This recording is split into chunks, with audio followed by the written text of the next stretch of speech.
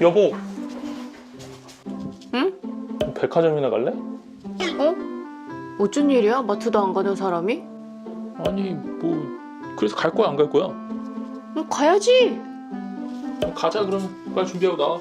알았어.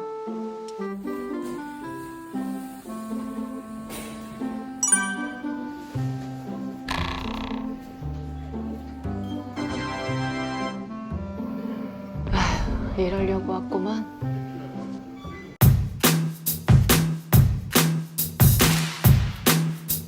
안녕하세요 여러분들, 테크노사우루스의 티나입니다. 삼성의 Z 플립 3 요즘 애들 많이들 구매를 하셨죠? 뭐 요즘에 좀 분위기를 보니까 심상치 않은 것 같기는 합니다. 기사들을 조금 보니까요, 사전 개통 첫날 개통 수치가 역대 최다다 뭐 이런 기사들도 막 쏟아져 나오고 있는 것 같고요. 실제로 제 주변에도 갤럭시를 원래 쓰던 갤럭시 유저가 아닌 아이폰 유저들도요, 생각보다 이 Z 플립 3로 진짜 많이 갈아타고 있는 모습이에요. 그러고 보면요, 뭐 기덕들이 뭐 성능이 어떻다 이런 얘기들 굉장히 많이 하긴 하지만 그런 거 다 필요 없다 솔직히. 스마트폰이고 차고 뭐건 간에 전부 다 예쁘면 그냥 끝이야. 디자인이 무조건 1순위다. 요거는 진짜 저도 인정합니다. 아무튼 그래서 오늘은요, 그 핫하고 핫한 이 Z 플립 3를 한번 가져와 봤는데요. 근데 이 제품 여러분들 이미 리뷰를 전부 다 많이 보셨죠? 굉장히 많이 나왔잖아요. 때문에 오늘은 여러분들께서 익히 알고 있는 내용들은 굉장히 빠르게 넘어가도록 하고요. 딱 4가지 측면만 살펴보도록 하겠습니다. 첫째는 디스플레이, 두 번째는 AP의 성능과 발열, 세 번째는 배터리, 그리고 네 번째는 바이용 스마트폰과의 사용성의 차이점에 대해서 장점과 단점을 분리를 해서 설명을 드리도록 하겠습니다. 자, 그럼 오늘도 굉장히 빠르게 진행이 될 테니까 잘 따라오시고요.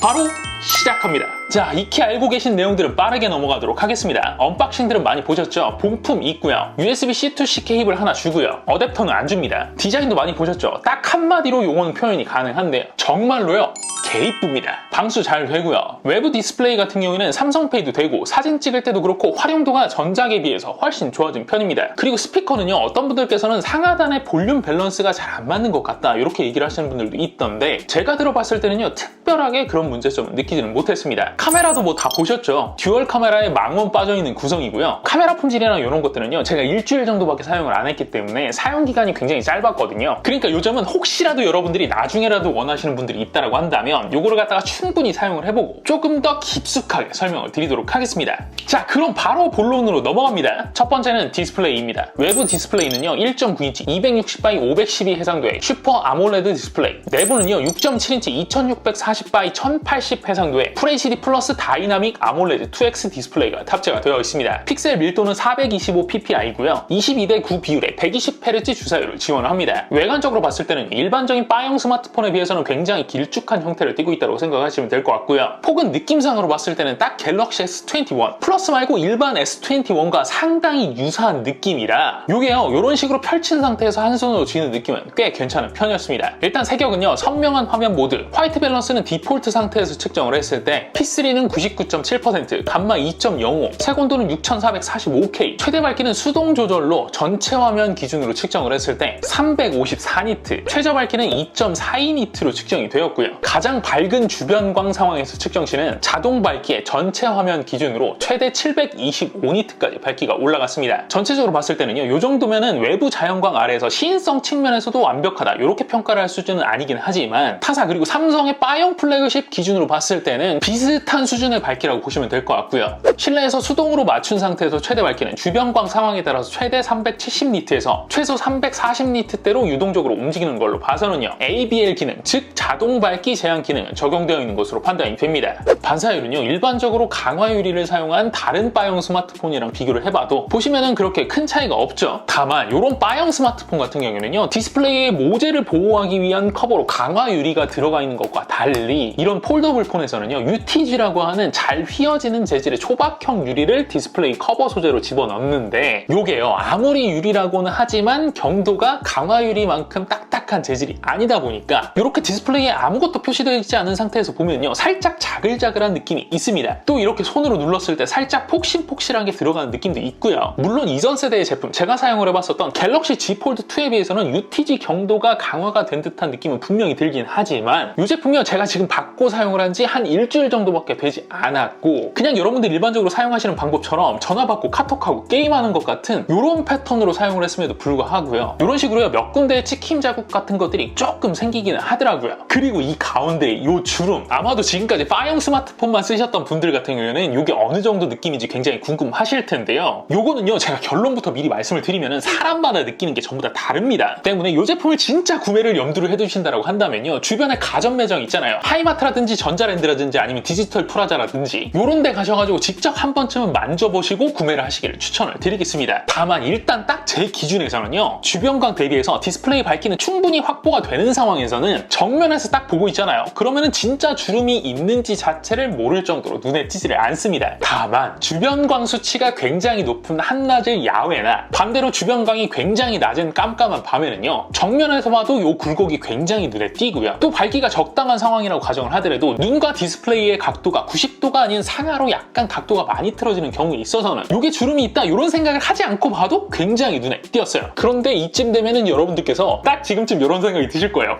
그래서 눈에 띈다고 안 띈다고? 요거는 제 기준에서만 말씀을 드리는 겁니다. 저는요, 눈에는 보이지만 거슬리지는 않았습니다. 오히려 요것보다 더 거슬렸던 부분은 따로 있는데요. 요게 슬라이딩 할 때요, 요 가운데 부분에 손가락이 약간 스치게 되면은 살짝 오목하게 꺼지거든요. 안쪽으로 쑥 들어가요.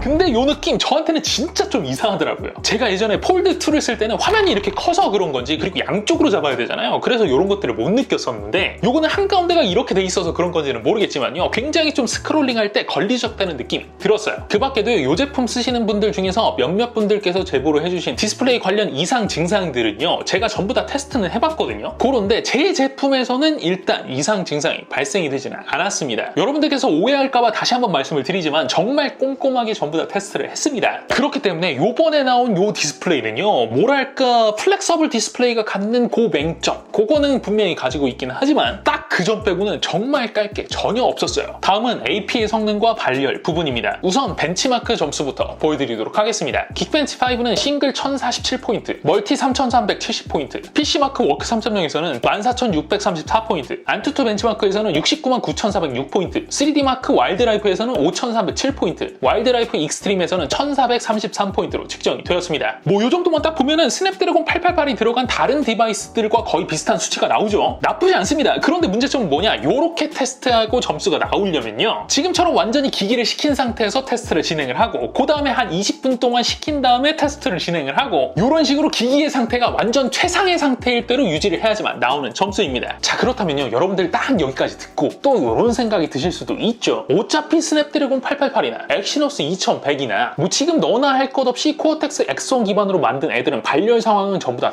똑같고 중간에 스로틀링 걸리는 건 다 똑같지 않냐? 왜 얘한테만 이런 얘기를 하냐? 이렇게 말이죠. 그런데요, 제가 그 전까지 똑같으면 말씀을 드렸겠습니까? 얘는 다른 애들에 비해서 약간 다른 점이 있어요. 그게 바로 뭐냐? 얘는 다른 애들에 비해서 온도에 따라서 스로틀링을 잡는 속도가 굉장히 빠릅니다. 이렇게 게이밍 전용으로 나온 ROG5, 리전, 포코 같은 변태 같은 애들하고는 뭐 말할 것도 없고요. 이전에 제가 측정을 해놓은 갤럭시 21 시리즈랑 비교를 하더라도요, 온도에 따라서 스로틀링을 잡는 시점이 굉장히 좀 빠릅니다. 자, 그렇다면 여러분들, 스로틀링이 빨리 온다는 얘기는 딱 두 가지 정도로 해석을 할 수가 있잖아요. 첫째, 세팅은 똑같은데 다른 제품에 비해서 발열이 빠르게 치솟거나, 둘째, 다른 제품들과 온도가 올라가는 속도는 똑같은데 얘가 다른 애들에 비해서 온도에 조금 더 민감하게 세팅을 잡았거나, 그죠? 자, 그렇다면 이 두 개의 요인 중에서 요 녀석에 해당되는 요인은 뭐였을까요?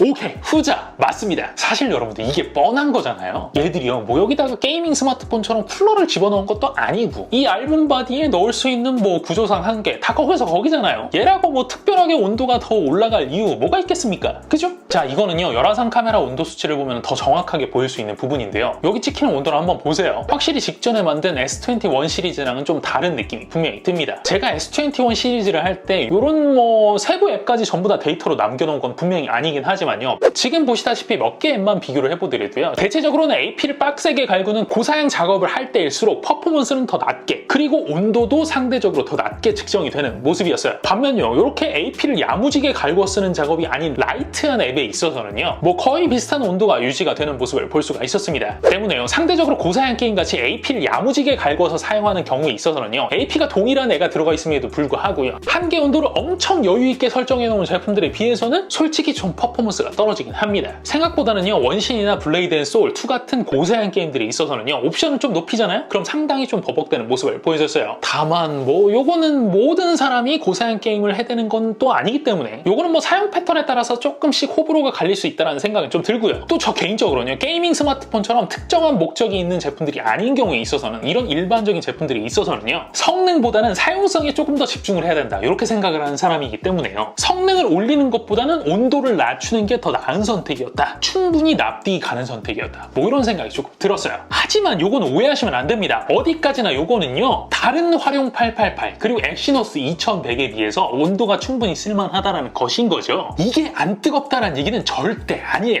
뜨거워요. 야, 이래서 제가 길들여지는 게 굉장히 무섭다라고 얘기를 하는 거예요. 요새 하도 뜨거운 애들을 많이 봤더니 요 정도 온도도 뭐 이게 뜨거운가? 이런 생각이 좀 들더라고요. 자, 다음은요 배터리 얘기를 좀 해볼게요. 사실 요 제품 사용을 하면서 제가 가장 불편했었던 거는요 성능도 아니고 온도도 아니고 바로 요 배터리 타임 때문이었어요. 물론 이제 제가 리뷰를 해야 되니까 요 제품 이제 많이 사용을 해봐야 되기 때문에 일반인에 비해서는 굉장히 스크린 타임이 길긴 했을 거예요. 막 처음 와서 한 3일 동안요 거의 붙잡고 살았으니까요. 하지만 그렇게 본다라고 하더라도요 요 배터리 타임이 제 기준에서는 좀 짧았습니다. 제가 늘 하는 테스트이죠. 300니트 정도로 측정이 되었었던 밝기 85%에서 유튜브 1080p 영상 지속적으로 플레이 시에 100%에서 0%가 될 때까지 약 8시간 10분 정도, 게임만 할 때를 가정을 했을 때는요 똑같이 밝기 85% 기준으로 100에서 0%까지 약 3시간 24분 정도가 사용 가능했습니다. 근데 이렇게만 보여드리면 여러분들께서는 감이 잘 안 오시죠? 제가 만져본 최근 출시된 안드로이드 폰 중에서요 유튜브 플레이 타임 테스트에서 10시간 미만짜리 저는 뭐 거의 본 적이 없습니다. 게다가 여러분들께서 배터리가 살살 녹는다 이렇게 평가를 주로 했었던 요 아이폰 SE도요 제가 이 제품 처음 받아서 테스트를 돌렸을 때 유튜브 플레이 타임이 7시간 정도였으니까요 8시간이다 요거는 뭐 조금 그래요. 제가 생각을 했을 때는요 뭐 일반적인 사용 환경에 있어서는 하루를 채 못 가는 그런 정도의 상황은 분명히 아닐 것 같긴 한데 조금만 헤비하게 사용하시는 분들 같은 경우에는 중간에 꺼질 가능성도 분명히 있다 이런 느낌은 확연하게 좀 느껴지더라고요. 참고로 저는 그러면 어땠느냐, 요거 이제 100% 딱 충전을 하고 출근을 할 때 가지고 나갔다가 집에 막 들어와가지고 딱 꽂아놓을 때 보니까 5% 정도 남았더라고요. 5%다. 요거는 이제 사람에 따라서 약간 느끼는 감정이 좀 다를 수는 있을 것 같긴 한데, 그런데 하나 분명한 거는요 요 정도 수치가 본인한테 나오잖아요. 그러면은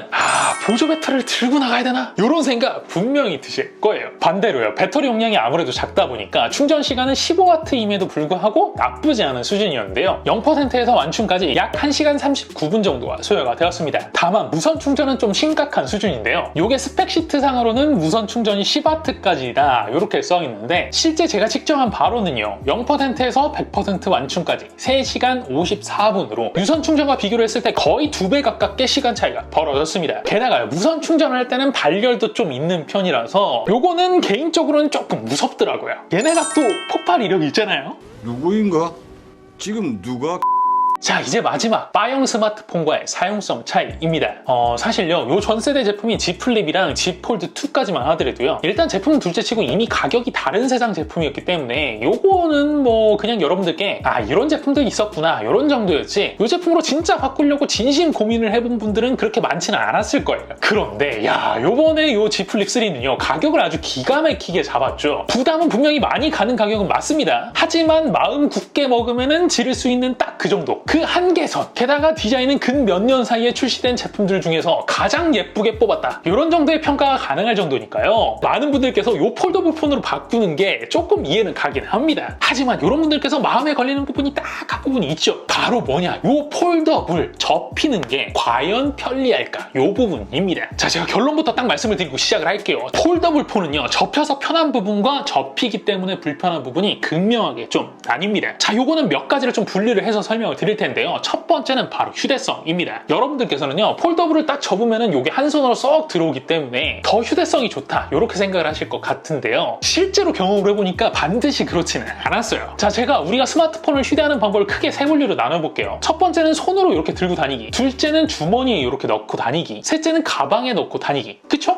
자, 여기서 가방에 넣고 다닐 때는 큰 의미가 없을 것 같기는 하고 손으로 들 때도요, 유의미한 차이가 이 검지가 제품을 감싸줄 수 있느냐 없느냐 요 차이인데, 제가 이 제품과 폭이 거의 비슷한 제품으로 제품을 한번 지워보겠습니다. 자, 여러분들 차이가 느껴지시나요? 검지로 감싸는 걸로 인해서 플러스가 되는 것은 분명 하나, 이 제품이요, 접었기 때문에 동일 폭을 가진 제품들에 비해서는 두께가 2배 이상 띄임으로 인해서 검지를 제외한 엄지와 나머지 손가락들이 제품을 감싸는 데 있어서는요, 오히려 마이너스적인 요인이 됩니다. 그럼 마지막 검토할 것은 주머니인데, 요건 역시 케바케였어요. 공간 활용에 있어서 폴더블 폰의 장점은요, 면적이 작기 때문에 컴팩트한 공간에 들어갈 수 있다는 점 때문인데, 바지 주머니 깊이가 얕거나 주머니 사이즈가 작을 때는 넣기가 편하다라는 이점이 있는 반면에요, 제가 한번 제 청바지 주머니에다가 지금 한번 넣어볼게요. 자, 요렇게 쏙 집어넣으면 어떻게 됩니까?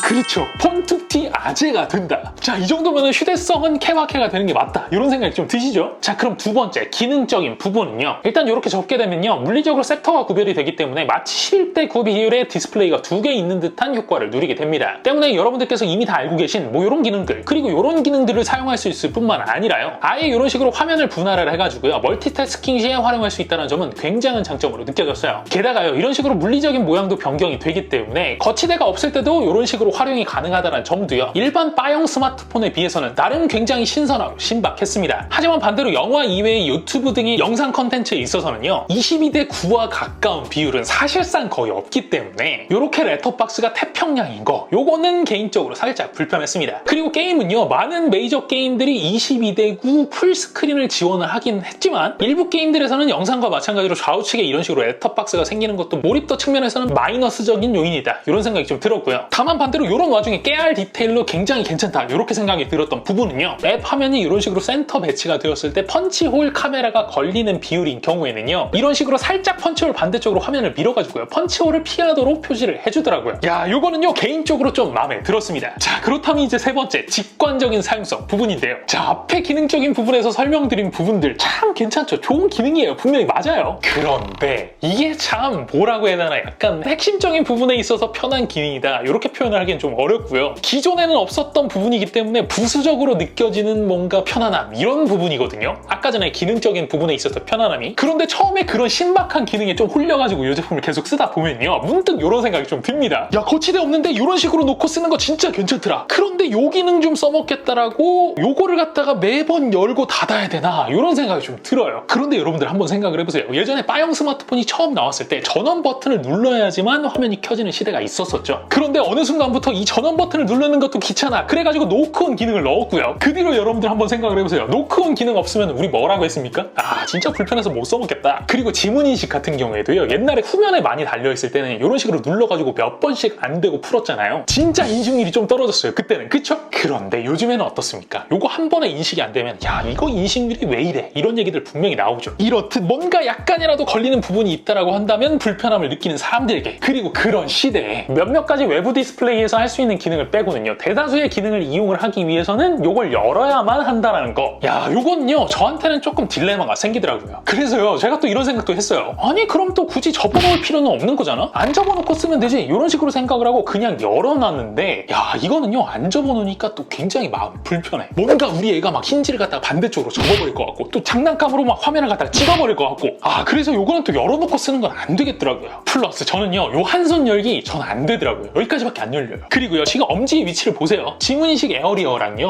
엄지손가락이 거리가 너무 멀어요. 아무튼 이야기가 좀 딴 데로 샜는데요, 핵심적인 부분만 좀 말씀을 드리면요, 이 제품이 기능적으로 신박하게 느껴지는 거는 폴더블이기 때문인 거잖아요. 그런데 이 신박한 기능을 이용을 하기 위해서는 반드시 열어서만 사용을 할 수 있다는 점, 그리고 이런 신박한 기능을 이용하지 않는 상황에 있어서도 반드시 열어야지만 쓸 수 있다는 불편함을 감수를 해야 된다는 점, 요건 좀 아이러니한 부분이다, 이런 생각이 들었어요. 아무튼 저 개인적인 기준에 있어서는요, 굳이 이런 불편함까지 감수를 해가면서 접어야만 하는 이유, 요거를 요 제품에서 찾기는 조금 어려웠어요. 자, 아까 전에 말씀드린 오늘 내용 전부 다 이제 얘기를 했습니다. 지금부터는 이제 정리를 해드릴게요. 첫째, 디스플레이는요, 플렉서블 디스플레이이기 때문에 가질 수밖에 없는 맹점을 제외하고 나서는 정말 깔 게 없을 정도로 훌륭해졌다. 둘째, 하드웨어 세팅은 성능보다는 기기 온도 등 사용성에 조금 더 포커스가 맞춰진 느낌이었으며, 고사양 게임 같은 일부 빡센 작업에 있어서는 분명히 성능 하락이 좀 느껴지는 편이었지만 스냅드래곤 888이라는 하드웨어적인 한계를 봤을 때는 충분히 납득하는 수준이었다. 셋째, 배터리 타임은 개인적으로 봤을 때는 약간 실망스러운 수준이었으나 헤비한 유저가 아니라고 한다면 뭐 하루 정도는 버틸 것 같다. 넷째, 배터리 용량이 굉장히 작아서 그런 건지 15W 충전 속도도 그렇게 나쁘진 않았다. 다만 무선 충전은 그냥 없다라고 생각을 하자. 다섯 번째, 휴대성 측면에 있어서는 굉장히 좋아질 것이다. 이렇게 생각을 했으나 막상 또 써보니까 그렇지만 않았고 이 부분은 사람마다 케바케로 느껴질 확률이 좀 커 보인다. 여섯 번째, 이런 식으로 길게 빠져있는 디스플레이의 구조와 약간 접히는 이 구조가 만들어내는 기능적인 특성이 기능상 그리고 멀티태스킹상 상당히 이점이 있다고 느껴졌으며 물론 몇몇 가지 단점이 분명히 있긴 했지만 플러스와 마이너스를 갖다가 종합을 해본다고 한다면 분명히 플러스인 거는 맞는 것 같다. 그리고 마지막 일곱 번째, 폴더블의 딜레마. 접기 때문에 얻는 이점이 분명히 있긴 있지만 요거를 갖다가 이용을 하기 위해서는 반드시 열어야만 한다는 점, 요 불편함을 감수해야 된다는 점, 요 점이 직관적인 사용성에 있어서는 분명히 마이너스적인 요인이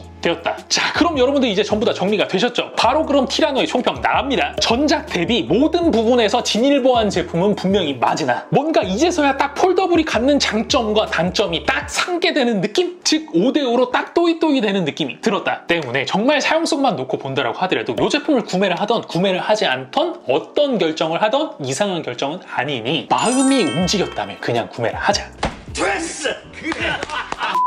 단 전적으로 제가 느끼는 감정에 있어서 요거에 대한 사용성, 요걸 갖다가 장단점을 비율로 나눠본다라고 한다면요, 장점이 4, 단점이 6처럼 느껴졌다. 자, 그렇다면 마지막으로 요 제품을 구매를 하는 거 티라노는 추천을 하느냐? 요 물음에 대해서는요, 제가 고민 없이 답변을 드릴 수가 있습니다. 요 제품 구매를 하시는 거 저는 추천해요. 그럼 여러분들도 이런 생각이 드시죠? 야, 단점이 6이라며? 그런데 왜 추천을 해? 이렇게 말이죠. 자, 여러분들께서 기기를 구매를 하시거나 차를 구매를 할 때를 한번 생각을 해보세요. 사용성만 보고 구매를 하십니까? 그렇죠. 하나가 빠졌어요. 디자인. 이 제품은요, 사용성만 보고 구입하는 기기는 분명히 아니다. 이 제품 구매를 고민하는 모든 이들이 생각하는 핵심 요소, 디자인을 결합을 하면요, 장단점 통합 점수는 7대3 정도. 그래서 이 제품 추천한다, 추천하지 않는다? 추천한다. 오케이? 자, 오늘 영상은 여기까지입니다. 영상이 재미있으셨다면 구독과 좋아요 그리고 알림 설정 꼭 잊지 말아주시고요. 저는 다음에도 재미있는 영상으로 찾아뵙도록 하겠습니다. 지금까지 이상 티라노였습니다. 고맙습니다.